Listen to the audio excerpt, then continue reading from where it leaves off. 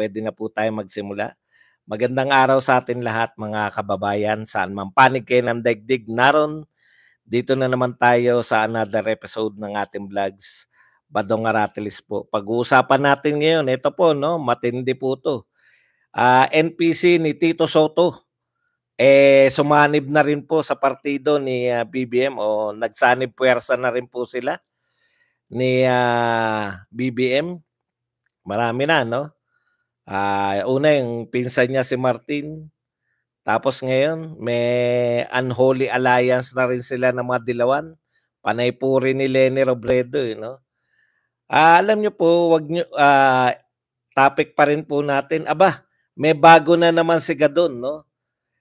Imbes po na kaya po siya nilagay diyan, adviser po siya, 'di ba? Kung kayo po nananawagan 'no, kayong instead na nananawagan kayo ng Sara resign, kayong mga loyalists, dapat ang ipinanawagan nyo, ang mag-resign ito si Papa Gadon. Kami walang pakialam, di naman namin kaano-ano yan. Pero yan po nakakasira sa inyong amo. Alam nyo kung bakit? Si Sara Duterte, very popular, mataas ang trust rating, tapos yun ang gusto niyong pag-resignin. Ito po, poverty alleviation, pero ngayon, binabanata na lang yung mga mahihirap, no? Parang sinisi pa eh. Imbis na iahon niya, yung po trabaho niya, di ba? Poverty alleviation, iahon mo sa kahirapan yung mga mahihirap. Imbis na iahon po ni Gadon, sinisi pa po. Kaya daw kayo naghihirap, no? Kayong mga trabahador ay Starbucks kayo na Starbucks. Kayong mga tricycle driver, beer house kayo ng beer house. Walang maibili ng ulam dahil pinambi-beer house nyo. May ka-table pa. Tindi talaga ni Larry Gadon. Okay, ito na po. Mukhang hindi lang po tayo nakapansin kasi napupunan natin, wala eh. Walang pumansin sa mga vlogger eh. Pinansin na po ni Laila de Lima at saka ni Speaker Romualdez, no? Yung sinasabi ng China na manghuli sila ng trespassing. At tama nga, pare-pareho tayo nang naisip na ang trespassing po na tutukoy nila, kasama po yung mga mangingisda natin, no? So, winarningan po. Kala mo, may talab yung mga warning ni Speaker eh. Winarningan po. At si De Lima naman po, inaway. Inaway niya yung... Kala nyo naman takot sa inyo yung China. Ulitin ko, hindi tayo pro-China, no? Kinukundi na natin yung ginagawa ng China. Pero palpak po kayo eh. Ayan, no?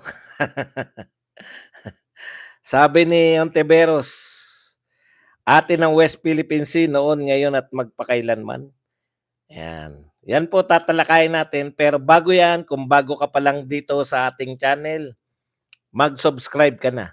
Dahil ito lang ang tayong channel na may kinikilingan, may pinapanigan, una sa balita, huli sa impormasyon, kaya ano pang hinihintay nyo? Pindot na. Okay. Unahin na po natin tong NPC. Tito Soto, so sa makatwid, dahil magka-partner sila ni Lacson, malamang sumunod na rin po si Lacson na makisanib puwersa na rin po, no? Dito po sa administrasyon ni BBM. Pagkatapos po, Tito Soto, lahat ng mga miyembro niya, sasanib na po kay BBM. So, it may appear, no? It may appear na lumalakas po sila. Pero talaga naman po magkakakampi na eh. Maganda nga po yan para wala na pong pekean, no? Maganda po yan na nahahati na lang, no? Pro-BBM o pro-Duterte. Di ba? Maganda po eh. Nagiging dalawang grupo na lang. Wala na tayong yung mga marami. Magsama-sama man sila o maghiwa-hiwalay man sila, wala pa rin po, hindi pa rin naman nila kayang pabagsakin yung popularidad ni Sara Duterte, yung popularidad ng mga Duterte senatoriables.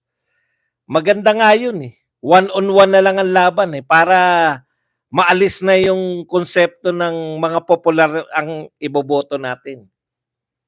Oh, gumaganda na po ang lineup nila, 'di ba? Pag lineup nila, Tito Soto, Ping Lacson, yung mga Tulfo, yung mga natitira pang Tulfo. Para po isa na lang po ang pagpipilian ng mga Pilipino. Pag marami po kasing pagpipilian, si Pacquiao pa pala, kasanib na rin, di ba? Kasanib na ni PBBM. Alam niyo po, pag marami pong pagpipilian, lugi po tayo eh. Bakit? Pag maraming nagpasok ng kandidato, ang tendency po niyan, manalo po yung mga popular. So mananalo sila Tulfo, sila si Tito Soto, sila Lacson, si Pacquiao. Pero pag one-on-one po ang laban, malinaw po yan, no? Pro Marcos versus pro Duterte. So mamimili lang po yung tao. Ano ang mas magandang administrasyon? No? Yung administrasyon ba ni Pangulong Duterte o administrasyon ni Pangulong Marcos? Todohan. 'Di ba kasi nakakalito pa eh. Pag maraming partido ang tendency, walang pro Marcos, pro Duterte, mamimili yung mga Pilipino ng senador batay sa popularity. 'Di ba? Okay, so mamimili sila. Pag naging dalawa na lang ngayon. Kaya masarap po yang bakbakan. Pabor po sa atin 'yan. No, kasi talagang po magpupurhan eh. 'Di ba? Etong mga 'to, magiging katulong 'to ni BBM sa pagpapabagsak sa Pilipinas. Samantalang etong mga kandidato na 'to, tutulong kay Duterte na ibangon ang pilit nilang binabagsak na Pilipinas. Kaya mas pabor po 'yan. Wag po kayong ano, yung iniisip niyo na puta dumadami kalaban natin. Hindi po dumadami. Umuunti nga po yung kalaban, 'di ba? Nagiging isang grupo na lang. So pag nakipagsanib sila kay Marcos, hindi nila pwedeng ikatwiran ngayon na hindi sila damay sa ang umaayaw kay Pangulong Marcos. Hindi sila pwedeng sabihin nila, ay hindi kami kasama ni Marcos sa administrasyon. Hindi kasama. Kasasanib nyo lang eh. So isa na lang po yung babanata natin. 'Di ba? Babanata na lang natin yung mga nagawa ni Pangulong Marcos na sa kasalukuyan ay panay problema. 'Di ba? Hindi, pabor po sa atin 'yan. Kasi dalawa lang yung lineup eh. Halos dalawa lang yung pagpipilian eh. Mas mabilis kasi kung nagsanib-sanib sila, noon kasi halimbawa kung hindi kasanib sila Soto, pwede pa natin kung galit tayo sa mga Marcos, sasabihin lang natin hindi naman pro Marcos 'to eh. Ayaw kong straight yung Duterte, ganito po iniisip ng mga maka-Duterte ha. Maka-Duterte ako pero ayaw ko straight. Sayang naman sila Lacson, sayang naman sila Soto. Hindi naman sila kapartido ni Marcos. 'Di ba? Sayang naman si Pacquiao. Sayang naman si Isko. Iboboto ko 'yan. 'Di ba? 'Yun yung iniisip nila. Kaya ilalaglag ko yung mga ibang kandidato ni Duterte. Pero pag etong mga personalidad na 'to, hindi hinalimbawa ko lang po baka may mag-react namang Isko. Etong mga personalidad, kumampi na kay Marcos, wala ka ng duda, hindi na nila pwedeng i-deny. Hindi nila pwedeng sabihin na maghugas kamay sila. Hindi naman kami parte ng Marcos administration. Hindi pala kayo parte. Bakit dyan nyo piniling kumampi? Bakit hindi dito sa magaling na pinuno na may magandang record sa pamumuno? Ibig sabihin, palpa kayong mamuno, palpa kayong pumili ng kakampihan, palpa kayo, hindi kayo para sa bayan. 'Di ba?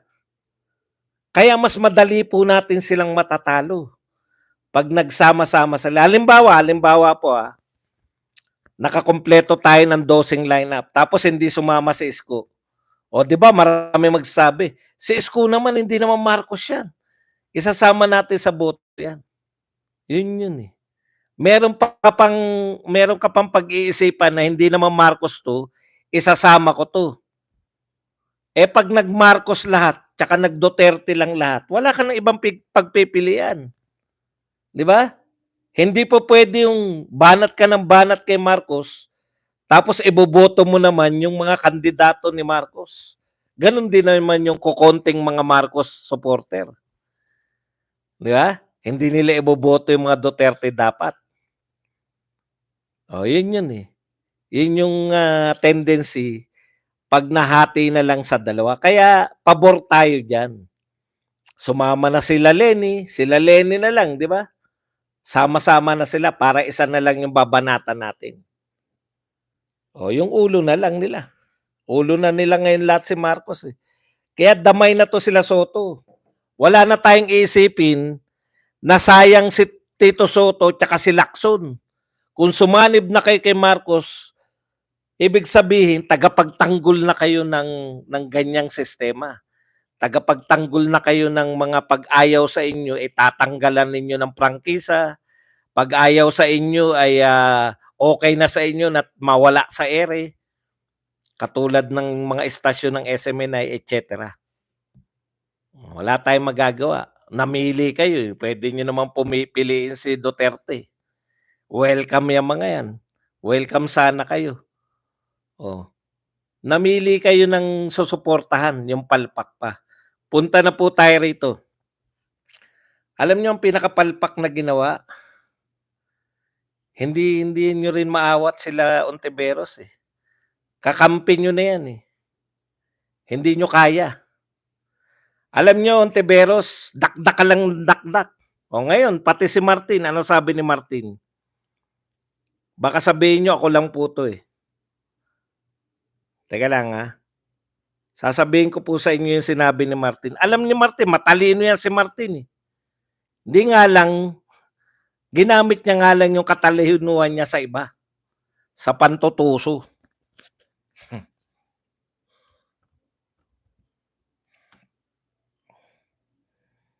Bago natin 'to si Ontiveros.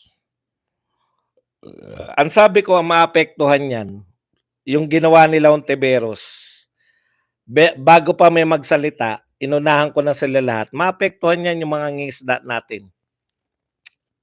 Okay. Ano sabi muna, ito si Ontiveros, atin ang West Philippine Sea noon, ngayon at magpakailanman. Saludo, atin ito sa matagumpay na misyon sa West Philippine Sea. Ito ay patunay na kakayanan ng sambayanan na magkaisa, magsama-sama at magtulong-tulong para sa ating soberenya. Hindi tayo atras, hindi tayo papatinag, hindi tayo maduduwag. Atin ang West Philippine Sea, atin ito noon, ngayon at magpakailanman. Okay. Alam nyo, iba po yung talkies sa totoong pangyayari. No? Ang totoo pong pangyayari, pumunta tayo ron.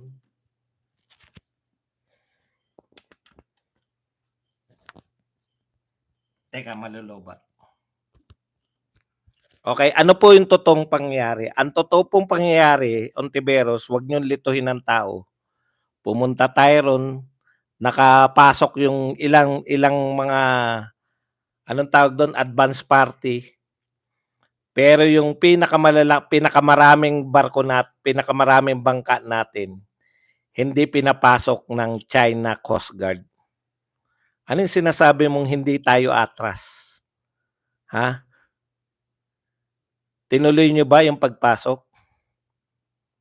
Ano sabi nung kapitan nung mother boat? Hindi na kami tumuloy kasi baka magkagulo. Ano yung sinasabi mong hindi tayo atras? Umatras nga, eh. Hindi nga pumasok, eh. Okay. Yan yung nakita natin, no? Ikalawa, may Coast Guard, Philippine Coast Guard ba tayong nakita ron? Wala. Sino yung nakita lang? China Coast Guard. Hinarang tayo ng China Coast Guard. Nakatuloy ba? Hindi.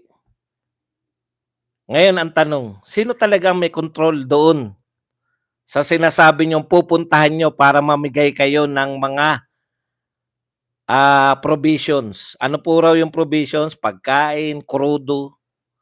Uulit-ulitin ko po 'to, Ang tingin nila Ontiveros, yung mga mangingisda natin do'n, pupunta ron ng walang krudo pabalik.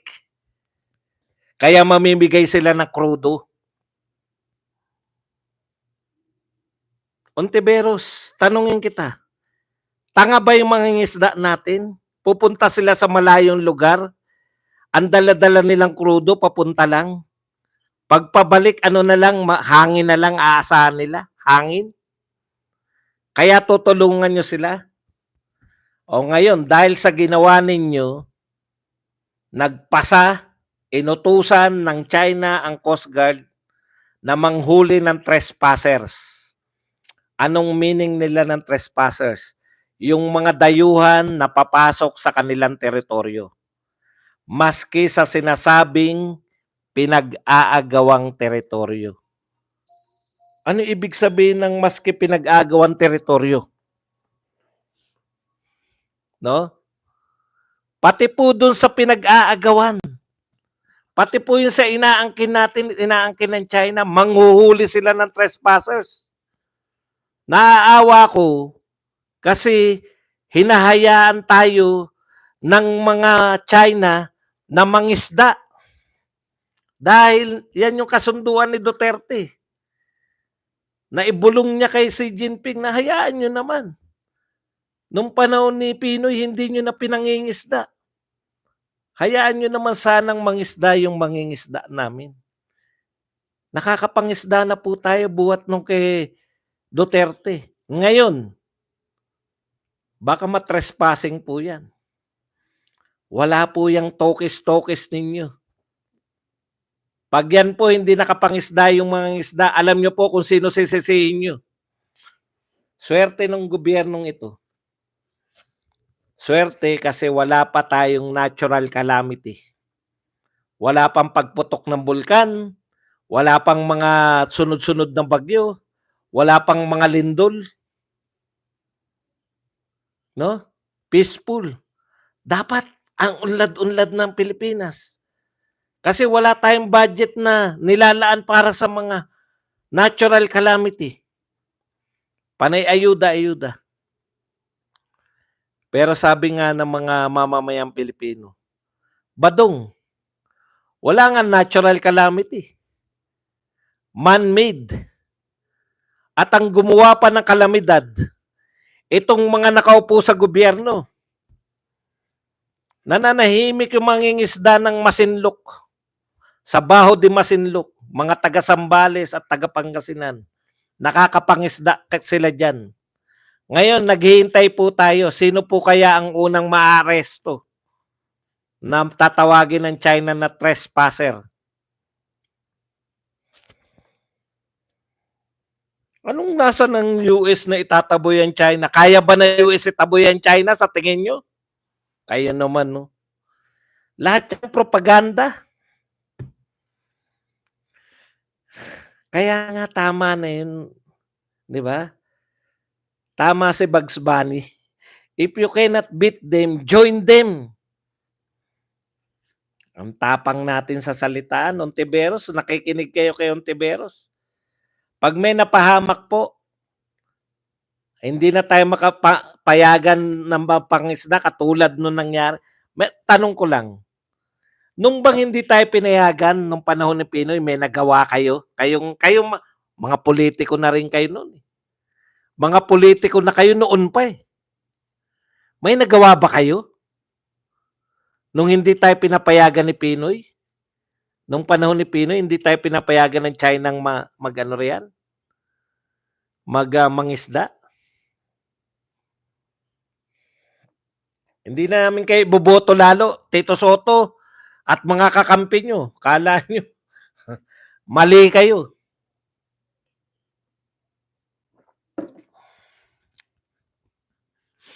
Okay. Ano lang pinamigay ninyo? Opo, alam yan ng mga ano. Yan po ang sinabi ng China. Sana hindi totoo. Sana pananakot lang ng China, sana hindi aktuwal kasi naawa ako sa mga mangingisda, eh. Naawa talaga ako sa mga mangingisda natin. Okay, punta na po tayo rito kay Papa Larry Gadon. Palala po ng palala, 'no? Kayo kung talagang mahal niyo si Marcos, kayong mga Marcos loyalists, nananawagan kayo na Sara resign. Wala namang sumasama man lang sa inyo. Yung pinaka-pinagtitiwalaan, gusto niyong pag-resignin. Eto po, si Gadon ang dapat niyong ipanawagan. Alam niyo ba ibig sabihin ng Presidential Advisor on Poverty Elevation? Mag-iisip siya ng paraan para yung mga mahihirap ay maiangat ang buhay. O nung isang araw, ano sabi ni Gadon? O nung isang araw ba o kahapon? Sabi ni Gadon, haka-haka lang yung kahirapan. Yung nagsasabing mahirap sila, haka-haka lang yan. Ngayon po, mas malupit po. Sinisi na po ni Gadon ang mga mahihirap. Putyan, tindi naman. Totoo ba yan, Badong? Oo, totoo po. Basahin po natin ang sinabi ni Gadon. Ibig mo sabihin, Badong? Eto po, hindi. Eto muna. Yung gusto kong sabihin. Pati po si Martin. Tapang pa rin ni Martin, Alam mo, Martin, kumbinsihin mo yung pinsan mo na makipagkasundo na sa China. Hindi yung antatapang nyo. Wala naman kayong nagawa. Ilang beses na ba tayong binomba ng kanyon? Ilang beses tayong binomba ng water cannon? May nagawa po ba kayo? Diyan sa Kongreso? Eto, China's aggressive pronouncement are a blatant escalation of tension in the West Philippine Sea. This unilateral action flagrantly violate international law and the established norms that guide the Philippines and other law-abiding nations with claims in South China Sea. China must respect international rulings and act as responsible. The House of Filipino people will not tolerate any arrest of our citizens or fishermen within our own exclusive economic zone. Hindi raw papayag yung House of Representatives na arestuhin ng sino mang mamamayan at mga mangingisda. Ay, nakakatakot po yung tinuran nyo, Mr. Speaker. Pumayag po ba kayo na bombahin tayo ng kanyon? Hindi rin kayo pumapayag, di ba? Pero binobomba pa rin kayo ng kanyon. May epekto ba yung pinagsabi nyo sa China? Sinabi nyo ba pumapayag kami sa House of Representatives na bombahin kami ng kanyon? Hindi rin, matigas din kayo, di ba? Bakit binobomba pa rin tayo ng kanyon?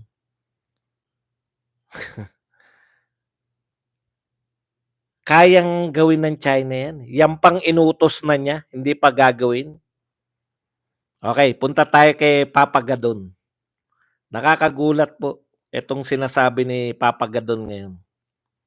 Sabi ni Gadon, mga tricycle driver, araw-araw nasa beer house. Nakapark sa labas ng bar mga tricycle nila. May pang-inom na, may ka-table pambabae pa, tapos pagka-uwi ng bahay walang pambili ng ulam at bigas. Tapos sasabihin, ano ba tong gobyerno na to, nagutom kami araw-araw. Dalawa yan eh. May isa pang sinasabi siya.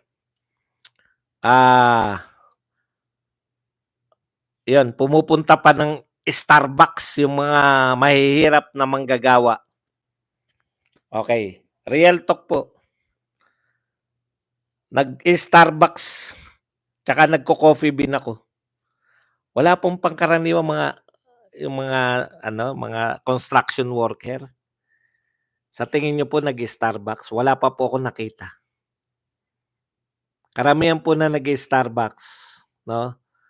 Mr. Gadon. Mga professional. Yung kahit papaano may maganda namang bis. Hindi ko po minamaliit yung mga construction. At saka yung mga driver ng jeep na tricycle. Pero meron po siguro pa isa-isa pero hindi po sila marami ron. Ang marami po sa Starbucks, mga professional. No? At hindi ibig sabihin na nag-i-Starbucks, mayaman na. Kaya na po yan i-afford, lalo na kung once a week, pampatanggal ng stress. Hindi po yan yung diyan nagkakape yung mga mahihirap, hindi po gano'n. Nagkakape po, may celebration, o kaya nagtatanggal ng stress. Mga estudyante, tama, no? Pero hindi po majority ng Pilipino nag-i-Starbucks, lalo na po yung sinasabi nyo na walang pambili ng ulam, may pang-Starbucks. Kalokohan po yun, no? Pawis na pawis po yung mga construction worker, eh. Pupunta pa ng Starbucks para sa kape. 3-in-1 lang, okay na po yan.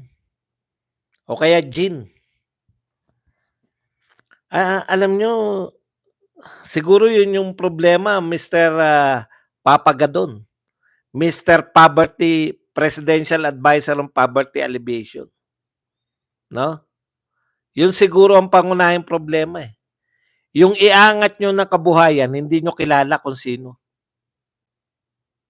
Gusto nyong iangat yung kabuhayan ng mga nagpupunta ng Starbucks, afford nga nila, eh. Kahit paminsan-minsan. Hindi po yan yung dapat iniisipan nyo. Yung pong uuwi ng bahay na dahil pawis na doon na magpapahinga. Siguro wala siyang ideya kung bakit nakatambay yung mga tricycle sa beer house. Alam mo, Papagadon, no? Ang beer house panggabi. Napupunta tayo riyan, bakit naman hindi natin sasabihin? 'Di ba? Meron naman tayong kahit papaano pag sumweldo, pwede ka mag-beer house. Hindi para mambabae, para lang maglibang, para kumanta ng konti. 'Di ba? Hindi mo alam kung ano yung ginagawa ng tricycle driver doon. Gabi na. Wala na silang pasahero na nagpupunta ng palengke, pumapasok. Kaya nakatambay sila sa beer house, baka makatsamba na may lasing, may uwing baba. Naghahanap buhay yung mga tricycle driver doon. Maawa ka naman. Hanggang gabi nagta-tricycle, hanggang gabi gusto maghanap buhay. Kaya yung nakapila doon, nagtatrabaho yun. Paglilingkuran nila yung mga nagbe-beer house, sasakay ng tricycle, pupunta nila ng motel yung nakuha nilang chiching, magbibigay ng malaking tip dahil wala masakyan, eh. Wala ka na masasakyan pag gabing-gabi na, eh. Madaling araw, wala ka na masasakyan. Kaya sila nakatambay doon. Malakas magbigay yung mga nakainom na, lalo na kung may naiuwing chiching. Pero yung pagbintangan mo sila na kaya nakaparking yung tricycle nila sa beer house, dahil sila mismo yung nagbe-beer house, hindi mo naunawaan yung kalakaran sa beer house. Or mga service yun na mga chiching pauwi na madaling araw. Pwedeng mga kamag-anak nila yun o kakilala na nila na para hindi sila, bakit kinakailangan mag-service? Kung yung pangkaraniwan chiching na pagtitripan, sumasakay at hindi na nakakabalik, yun pa kaya na alam na galing ka sa beer house? Yun po yun, Mr. Gadon. Yun ang problema. Yung mga ina-alleviate mo, yung mga taong dapat mong iahon sa hirap, hindi mo kilala. Kaya imbes na sila ay matulungan mo, pinagbibintangan mo pa na naglulustay ng salapi. Mantakin ko mang isipin na tricycle driver araw-araw, magbe-beer house, araw-araw magte-table. Puta, dinaig pa nila yung mga principal. Kung yung mga principal, tuwing may sweldo lang nagbe-beer house, eh. Dinaig pa nila yung mga engineer sa City Hall. Dinaig pa ng mga tricycle driver. Grabeng akusasyon. Kaya nakatambay yung tricycle driver naghahanap buhay po, Mister Papagadon. Naano ko, nahahabag ako sa kalagayan ng Pilipinas. Dini-deny natin yung problema, ibinabalik natin. Kaya ka mahirap, alam mo matagal na po yan, eh. Matagal na po yan na binabalik natin sa mga mahirap. Alam ko na isusunod yan. Baka isunod mo diyan kaya mahirap dahil mga tamad. Puta sabi ko nga, eh, yung nag-iisip na tamad kaya mahirap. Punta kayo sa construction habang naghahalo ng semento, sabihan mo, may hawak na pala, 'di ba? Piyon. Ano ba ang tawag doon? Labor. Labor, 'di ba? Pinakamurang bayad doon. Pero pinakamabigat na trabaho. Naghahalo ng semento, Brad. Tapikin mo sa balikat. Alam mo ba kaya ka mahirap dahil tamad ka? Puta, ewan ko kung ano mangyari sa'yo, eh. Grabe naman. Parang binabalik mo sa kanila, kaya kayo mahirap, kayo mga tricycle driver. Dapat mayaman kayo, eh. Kaso araw-araw kayo nasa beer house. Doon po sila nakatambay, doon po sila naghahanap buhay. Parokyano nila yun. Gusto nila makatsamba. Pag may umuwing lasing, lalo na may bit-bit na chiching, galante po yan. Galante sa waiter, galante sa manager, galante sa kahera. Papakitang gilas, eh. Lalong galante yan sa sa mga tricycle driver. Para sa ganun, yung mga tricycle driver na galante siya, pag minsan lasing na lasing siya at pagtitripan siya ng kabilang table, may sasalo sa kanyang tricycle driver. Di nyo naunawaan yung kalakaran ng mga mahihirap na tao. Kaya kagalante sa mga waiter para hindi ka taluhin dun sa beer house na yun. O si Sir Badong lasing na. Kinukursunada nung kabilang table.